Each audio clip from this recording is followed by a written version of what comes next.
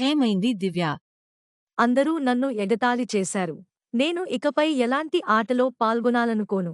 అలా ఆలోచించకండి దివ్య. మీపై నమ్మకముంటే మీరు ఏదైనా సాధించవచ్చు. మీరు లేదా ఇతరులను తక్కువగా అంచనా వేయకండి.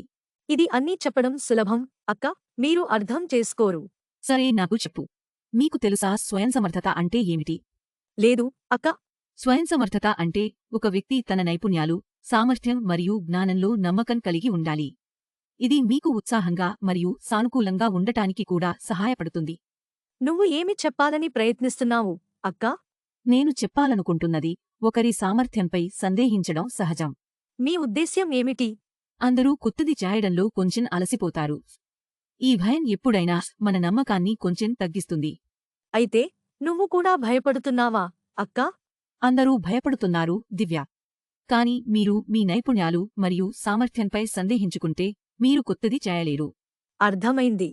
మీరు పరీక్షకు చదువుతున్నట్లయితే కాని మీరు మంచి మార్కులు రాకుండా ఉంటే మీ భయం మీకు మంచి మార్కులు పొందడంలో అడ్డుకుంటుంది. కాని మీరు మీపై నమ్మకనుంచి నేను ఇది చేయగలను అని అనుకుంటే మీ ఫలితం కూడా మంచిగా ఉంటుంది. నేను దీని గురించి ఇంతకు ముందు ఎప్పుడూ ఆలోచించలేదు, అక్కా. కాబట్టి దివ్య, ప్రతిదీ మీరు సవాలును ఎలా చూస్తారో దానిపై ఆధారపడి ఉంది. అంటే మీపై అనుమానం కలిగించుకోవడం లేదా మీపై నమ్మకం కలిగి ఉండడం. కాని అక్కా, నా ఆత్మవిశ్వాసాన్ని ఎలా పెంచాలో నాకు తెలియదు.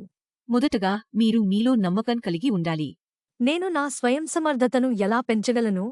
మొదటగా మీ గురించి ప్రతికూలమైన విషయాలను ఆలోచించడానికి బదులు మీ ఆత్మవిశ్వాసాన్ని పెంచే విషయాలను ఆలోచించండి.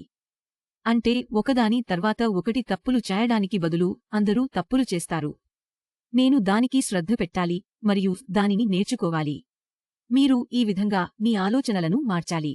కాని అక్కా, నాకు ఏదైనా చెడు జరిగితే నేను కేవలం చెడు మరియు ప్రతికూల ఆలోచనలు మాత్రమే పొందుతాను. అంటే నేను ఏమీ చేయను లేదా నేను ఏమీ చేయలేను. దానికి పరిష్కారం ఎలా దొరుకుతుంది? అలాంటి ఆలోచనలు రావడం సహజం దివ్య. కాని అలాంటి ఆలోచనలు వస్తే మీరు చాలా మంచి పని చేసినప్పుడు లేదా ఎవరైనా ముందు వచ్చినప్పుడు ఆలోచించగలిగితే ఇది మీ ఆత్మవిశ్వాసాన్ని పెంచుతుంది. కాని అక్కా, ఇలాంటి ప్రతికూల ఆలోచనలు కష్టాల్లో ఎక్కడి నుండి వస్తాయి? నువ్వు కరెక్ట్స్ దివ్య. అలాంటి ఆలోచనలు సులభంగా రాదు. కాని ఇబ్బందుల్లో మీరు దానిని చూసుకోవాలి. మరియు మీరు ప్రతి ఇబ్బందిలో సానుకూల ఆలోచనను సాధన చేస్తే అది ఖచ్చితంగా జరుగుతుంది. అవును, నువ్వు పూర్తిగా సరిగ్గా ఉన్నావు, అక్కా. అభ్యాసం ద్వారా ఇది జరగవచ్చు. కాని అక్కా, అలాంటి సమయంలో మనకు చెడు మాటలు చెప్పేవాళ్లు లేదా మనల్ని ఆట పట్టించే వాళ్ల గురించి ఏమిటి? మీ చుట్టూ ఎప్పుడూ కొన్ని వ్యక్తులు ఉంటారు. వారి ప్రవర్తన మరియు మాటలు మీకు ఆ పని చేయడానికి అర్హత లేనట్లు అనిపిస్తాయి.